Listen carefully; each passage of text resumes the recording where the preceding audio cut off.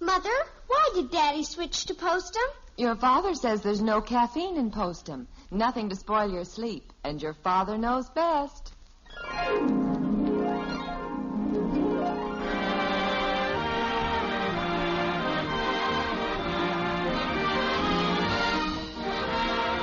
Yes, it's Father Knows Best, transcribed in Hollywood, starring Robert Young as Father.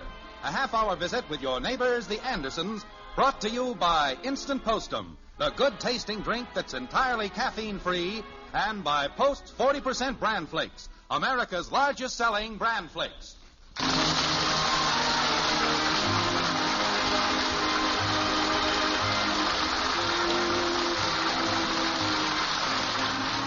There's something about cogwheels, levers, gears, and springs that holds a certain fascination for the male species. The feminine faction, however, is not so enraptured, especially when the aforementioned cogwheels, levers, gears, and springs are spread all over the dining room table. And that's the way it is with the Andersons as we check in on a Saturday morning at the White Frame House on Maple Street. Like this. Jim, you have a perfectly good workbench out in the garage. Why don't you repair the clock out there? Margaret, I'll be through here in just a minute. You've been saying that for the last 2 hours. But I can use your help here. Okay. Now, hand me those tools as I need them. Screwdriver. Okay, here you are. Now, pliers. Tweezers. Forceps. Scalpel. All right, Bud, cut it out. This is nerve-wracking work. Oh, gosh, Dad, this whole thing sounds like an operation. Yes, and I'm afraid the patient isn't going to make it. Jim, those old clocks require a special skill. When Mother and Dad had the clock, they always Margaret, took it to... please, I've just about got it licked. Say, Mommy. Gosh, what's all this junk on the table? Shh, Kathy. There's a genius at work. Now, see this spring here, Bud? All I have to do is coil it up good and tight, like this. Now, as I hold the spring with the pliers, I want you, Bud, to open the little door in back of the clock. Okay, there you are. That's it. Now, I gently slip the coiled spring inside, like this. Easy. Easy. No. That's what I call making time fly. Very funny. Now, help me pick up the parts. Jim, Mr. Timkins, the jeweler, specializes in clocks like this. Why don't you run down Margaret, there you and... mind? I'll fix the clock. Yes, dear. Dad, since you're having such a tough time with the spring, why don't you put that in first and work around it? Well, yes, I guess I could do that. Where's the spring? The last time I saw it, it was flying over the bookcase and heading south. Here it is, Daddy. Oh, bring it here, kitten. Thank you. Now, the important thing is to get the spring coiled good and tight. There we are. Now, Bud, open the back of the clock again. Okay. All right. Now, this is more like it. Now, I set the spring in like this. Just a little more. A little more. Mother, guess what? Oh! Betty, do you have to bust into the house like that? What's wrong, Father? Now, where did that spring go? It set a new record, Dad. It landed on the mantel. Oh, it was delirious. All of us girls went down to the train and met Ronnie. Ronnie? Ronnie who? Ronnie Kelso, the singer. He's only the rage of the whole country. Father, don't you keep up on anything? Not the important things. You mean the goon that croons? Quiet, Junior. And, Mother, while we were down at the depot, Ronnie's publicity man came over and said that Ronnie wanted to invite one of us girls to have lunch with him. And because I have a bigger collection of Ronnie's records than the rest of the girls, they chose me. Isn't that dreamy? I'd say you were very fortunate. Am I? Father, did you hear what I said? Yes, I heard what you said.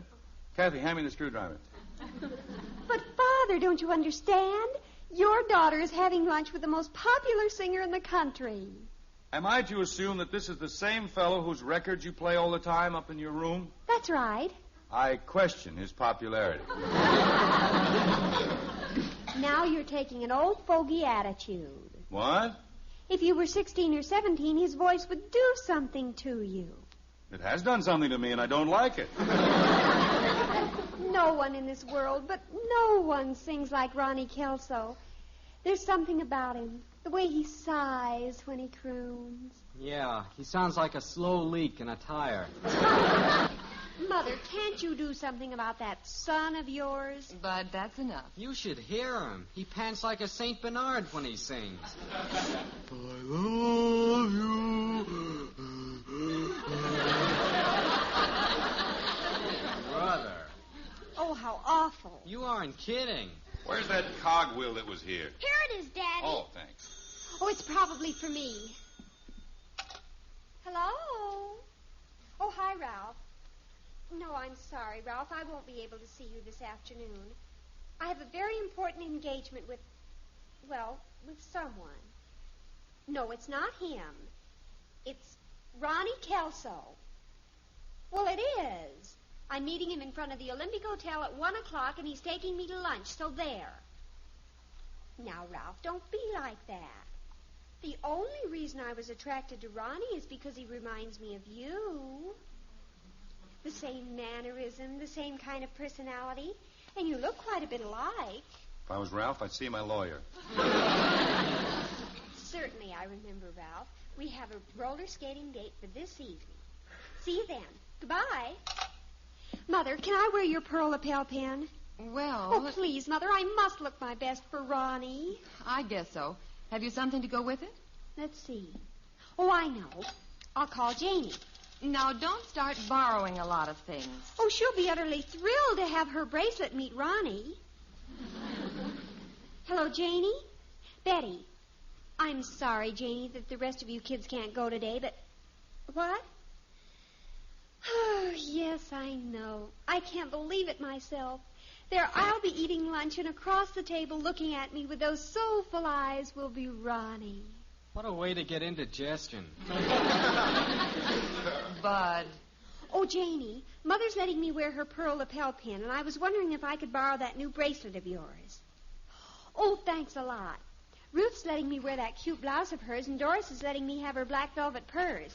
Margaret, Yes, Jim? doesn't that daughter of ours wear anything that belongs to her?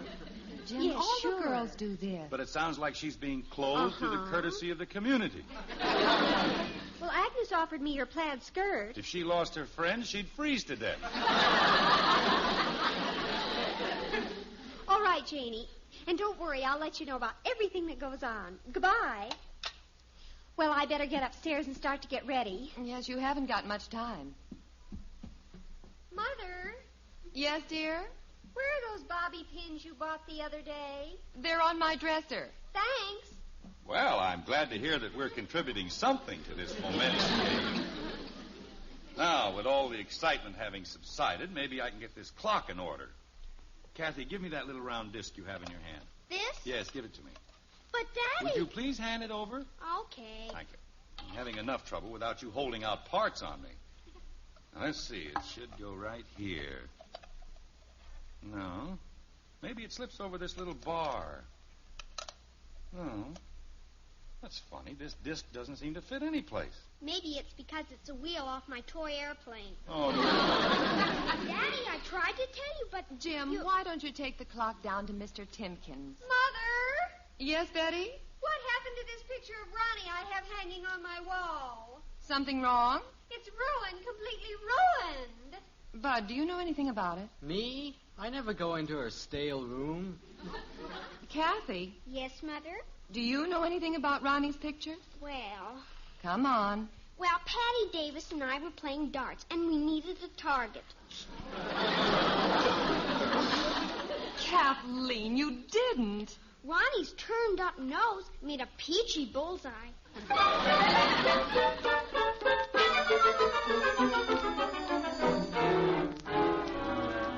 Jim, I wonder what's keeping Betty.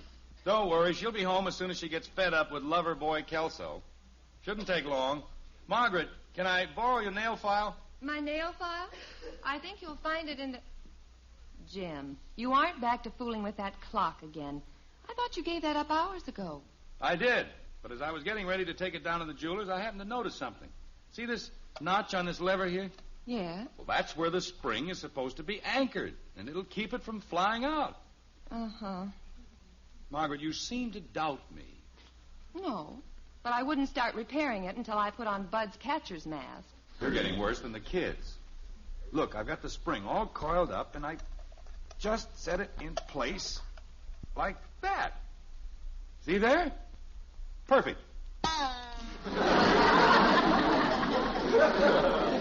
Stand back, Jim. That was merely the spring settling in place. Believe me, Margaret, I've solved it. All the parts are in order. Proud of me? I'm proud of you, dear. And I could never have done it without your helpful words of discouragement. Oh, Jim, I'm not that bad. Ah, here comes our illustrious daughter now. How did you make out, Betty? Please, Father, it's not Betty. From now on, it's Bet. Bet? That's what Ronnie calls me. Oh, so that's it. As Ronnie said, a girl of my sophistication and cosmopolitan qualities should only be known as Bet. Betty is far too pedestrian. How was the lunch, dear? I wouldn't know, Mother. I couldn't eat. Don't tell me he was that bad. In Ronnie's presence, material things seem so unimportant. I'd say you were slightly taken by the gentleman. Mother, I want you and Father to be the first to know. From now on, it's Ronnie and I. Oh, now, Betty. I know you'll say I've gone off the deep end. You've not only gone off the deep end, you've landed on your head. Go ahead, Father, make fun. In the first place, he's too old for you. He's not old. He's just more mature. And a little prematurely gray. But, Betty, this is only the first time you've met him. And it was just a luncheon date. Yes, but before the lunch was over, Ronnie was holding my hand. I hope he let go long enough to pick up the check. Jim, please. And while he was holding my hand, the photographer took our picture for the whole world to see. Probably some publicity stunt. Publicity stunt. Father, you and your crass commercialism. That picture was taken to record the cherished moment when the paths of two lonely people entwined. Margaret, is this our daughter? Be patient, Jim. Be patient, she says. That's right, Mother. Treat me like a child. Betty, you've got to be kidding. Father, one doesn't kid about such things. I'll get it. Hello, Beth speaking. Oh, hello, Ralph. What? No, I'm sorry, Ralph. I'll have to call off our date for tonight. Now, just a minute, young lady. No, Ralph, I mustn't see you tonight or ever. It wouldn't be fair to Ronnie. Betty, give me that phone. Yes, I know we were supposed to go roller skating, and the very thought of it depresses me. It's so juvenile, so immature. Betty? If you'd like to drop by later, I'll explain everything. Goodbye. Betty, this silly business has gone far enough. Ralph is a bird brain, but you did make a date with him for tonight, and you're going to keep it. I can't, Father. I mustn't. You get on that phone and call Ralph back. I won't. Don't you stamp your foot at me, young lady. Now, you call Ralph right this minute. I won't. I won't. I won't.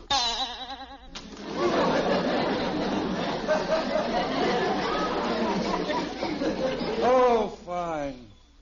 Now, Bet, you can get a sack and help me gather up the clock.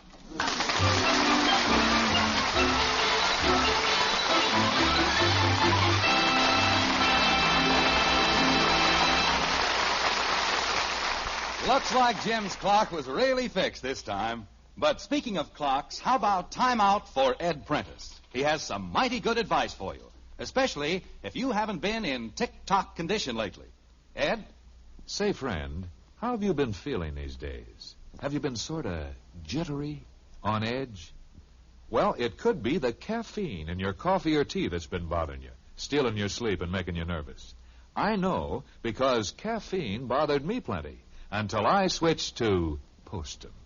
Good old instant Postum. Why don't you make the switch yourself? Believe you me, Postum really works. It ought to. It's absolutely caffeine-free. Contains no caffeine. None whatsoever. So you see, instant Postum is a good hot drink you can enjoy anytime without risking coffee nerves, without losing your sleep. Now, of course, caffeine doesn't bother everybody. Lots of folks can handle it okay. But if it troubles you, just make that simple, easy switch to Postum. Try Postum for 30 days. Why not? See if you're not sleeping better, looking and feeling better, too. Thanks to Instant Postum. Oh, and say, the kids will like Postum, too. And, of course, you can give them Postum often because there's nothing in Postum to harm them. Yes, sir, Postum's the drink for the whole family. Get a jar tomorrow.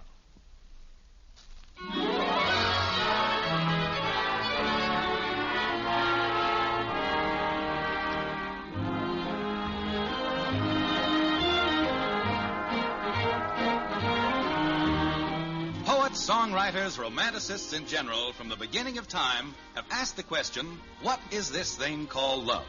Up to now, no satisfactory answer has been recorded. However, Betty Anderson, alias Bet Anderson, after a 2-hour luncheon date with Ronnie Kelso, the popular singer, feels she has experienced the real thing.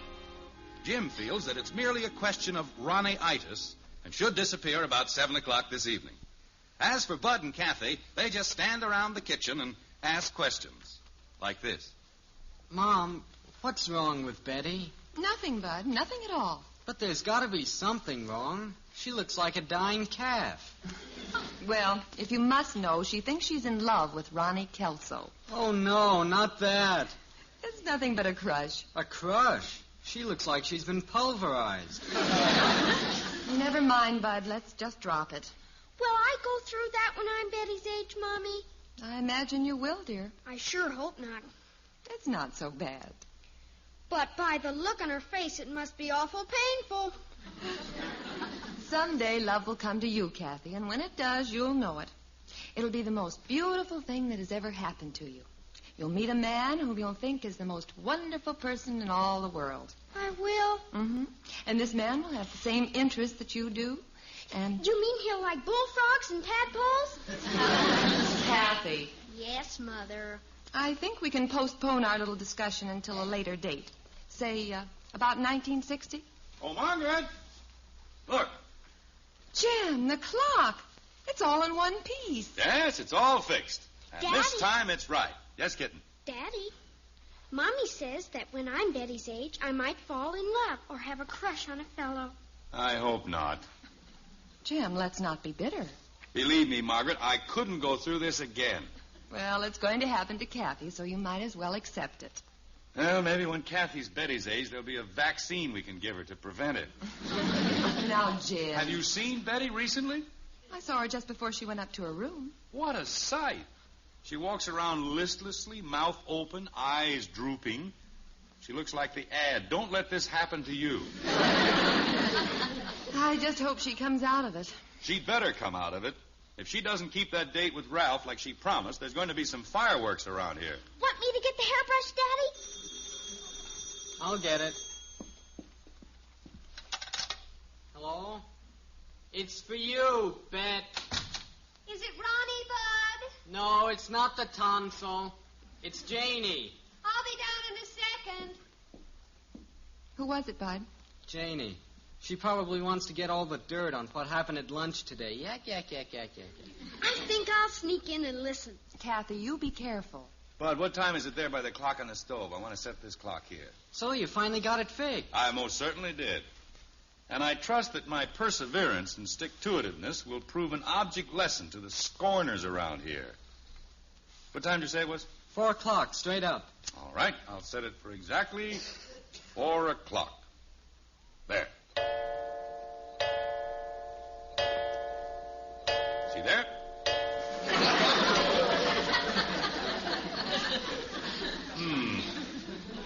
Bud, get me the screwdriver off the dining room table. Jim, don't you dare take that clock apart again. But, Margaret... I'll settle for adding on a couple of bongs every time the clock strikes. At midnight, it'll be 14 o'clock. Maybe I wound it a little more. It isn't ticking, Jim. All right, you win. I'll take it over to the jeweler's Monday on my way to work. Daddy, guess what? Betty is going to Cincinnati. Now, kitten, you're making that up. No, really. I just heard her tell Janie on the phone she's going next Saturday. It's something about Ronnie. Margaret, I detest eavesdropping, but this should be very enlightening. Very enlightening. You kids stay here. Be quiet now. Yes. Oh, you're right, Janie. No. No, of course. Uh-huh. Uh-huh. No. No. Very enlightening, eh, Jim? Quiet, Margaret. Well, you see, Janie, my plans are to... Listen now, Margaret. Uh-huh. Of course. Yes. Yes. No. I wish that Janie would shut up for a minute. No, I haven't told the folks yet. I want to break it to them gently. Father? Oh, he'll hit the ceiling and probably stay there for 3 or 4 days. Yes, it's so hard to make him understand. Of course, when you get up in years like that. Margaret, I'm going to... Jim, just a minute. All right, Janie, keep your fingers crossed for me. Bye. Margaret, walk in as if nothing is wrong. Hi, Bet. Oh, hello, Father. What's new? Nothing. Excuse me, I have to be getting up to my room. What do you hear from Cincinnati? Father, you mean you overheard my conversation? Yes, I was up on the ceiling listening in. Betty, what is this Cincinnati business? Please, I have to get up to my room. You stay right here, young lady. We're going to get this straightened out once and for all. You won't get angry. There'll be no guarantee. Well, next Saturday, Ronnie's opening at the Capitol Theater in Cincinnati. And you're planning on being there? Yes, I thought I'd buzz back. You'll be buzzing, young lady, but it won't be to Cincinnati. Oh, but I must. Ronnie's counting on me. He gave me a ticket to the theater, and my presence will mean so much to his performance. You aren't going, and that's final. But, Father... The discussion is over. I'm sorry, Father, but... Well, I'm going if I have to run away to do it. Well, Margaret, this situation has to be met head on. head on. Seems like we've already had quite a collision. Where did Betty say this Ronnie was staying? At the Olympic Hotel. But, Jim, you wouldn't. I wouldn't. Nobody's going to lead my daughter on like this. But, Jim, he's a celebrity. I doubt if you could get in to see him. I'll get in to see him. Don't worry. Where's my hat? Over there on the table. But, Jim, please don't lose your head. Relax, Margaret. I know what I'm doing. I'll see you in a little while. Jim, you can't go downtown in your bedroom slippers. Oh? Well, where are my shoes? Under the chair there. Yeah, I got them. I'm going to set this pipsqueak right if it's the last thing I do. But, Jim, I don't like it when you get all steamed up like this and go off on a tangent. Margaret, don't worry about me. I tell you, I know what I'm doing. See you later. Oh, Jim. Yes? You've got your shoes on the wrong feet.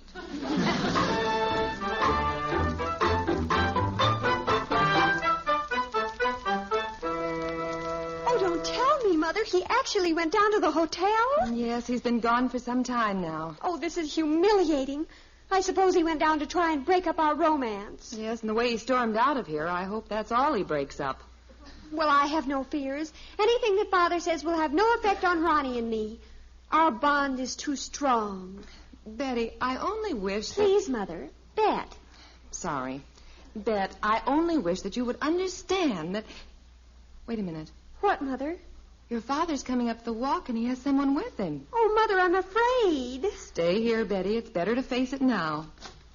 Step right in. Margaret, Bet, I'd like you to meet someone. This is Gladys Kelso. Hi, Bet. Gladys Kelso? You mean you're Ronnie Kelso's wife? No, I'm afraid not. Oh, thank goodness. I'm his daughter. Daughter? That's right, and he'd kill me if he knew I sneaked out of the hotel room. But Ronnie seemed like... Is he old enough to have a daughter my age? Is he old enough? You should see him when he gets out of bed in the morning. Oh, brother, you think women have beauty aids. He practically retreads his face. Please, I don't want to hear any more. Now, don't think I'm being disrespectful. Pop's really a grand guy. The only time he gets mad at me is when I make him take his vitamin pills. All right, so he is a little older than I am. A little? Wait till I tell you what happened in Seattle. A bunch of teenage gals were gathered on the sidewalk, and they wouldn't go away until Dad threw down a lock of his hair. That's when he got burned up at me. What happened, Gladys? I threw down his whole toupee. I'm not amused in the least. Oh, don't take it so hard, kid. So he did hold your hand at lunch. Well, then you heard about it? Sis, he's held girls' hands from here to Albuquerque. It's all a part of the game. Well, what about the theater ticket? Oh, for the opening in Cincinnati? Hundreds of girls got tickets. That way we're sure of a smash opening. Remember, kid, a crooner is only as good as the squeals he gets. I'll see who it is. It's Ralph, Bet. I don't want to see Ralph. I don't want to see anybody. Now, just a minute. Betty, you promised Ralph you... Say, that Ralph looks like a real dreamboat. Betty, come back here. Say, I was just thinking, I'm going to be stuck in town tonight, Betty, and if you don't want Ralph, What did you say? Why, yes, Gladys. I think Betty would be glad to introduce you to Ralph. I'll be right out, Ralph. Just a minute. Don't go away. Going to keep your date, Bet? From now on, it isn't Bet. It's Betty, plain and simple. Yes, and at times, how simple can you get?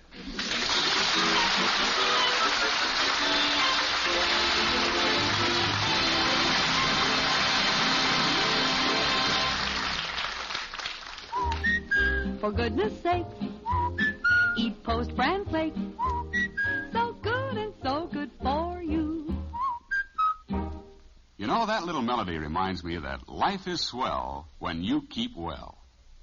And I hope it makes you think of the new Post 40% Bran Flakes. Because, as it says, they're good.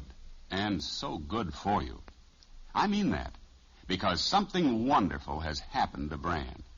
The new Post 40% Bran Flakes have a delicious new flavor. A magic oven flavor that many people like better than any other cereal.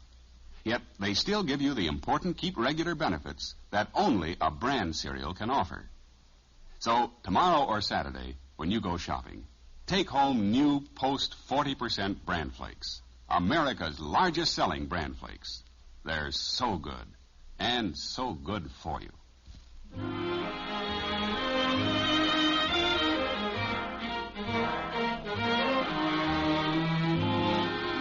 It's later in the evening at the White Frame House on Maple Street. And at the moment, it appears that a state of normalcy is set in. Betty is out on her date with Ralph, Bud is at the show, and Margaret and Jim are relaxing in the front room. The only thing to upset the calm is Kathy, who is trying to amuse herself with her toy airplane. Like this. Daddy, what's this three-point landing? Kathy, be careful with that airplane in here. Oh, Jim, these are precious. What are you looking at? I was just thumbing through this old album. Look at these pictures, would you? Let's see. Say, they are a riot. Who's this fella here with his mouth open and his eyes drooping and an expression like a dying calf? That's a picture of you on the day you met me. Here she goes again. Watch her take off. Kathy, I told you not to fly that airplane in here. Whee! Let her go! Kathy, that plane will crash into something as sure as... See there, it hit the clock. Kathy, if I've told you once, I've told you... Jim, listen. Well, what do you know? It's running.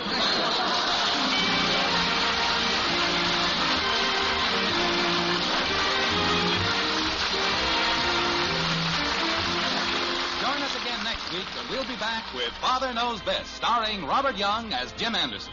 Until then, good night and good luck from the makers of Post 40% Bran Flakes, America's largest selling Bran Flakes, and Instant Postum, the drink that's entirely caffeine-free.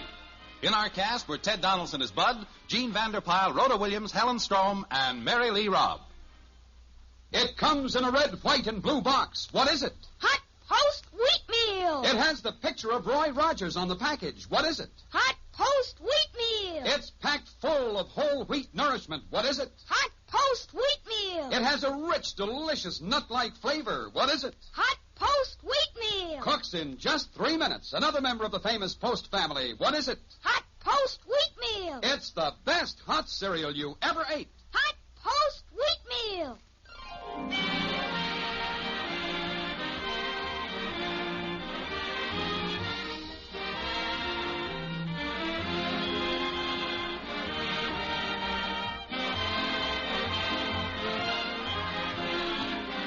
Father Knows Best was transcribed in Hollywood and written by Paul West and Dick Conway. This is Bill Foreman speaking.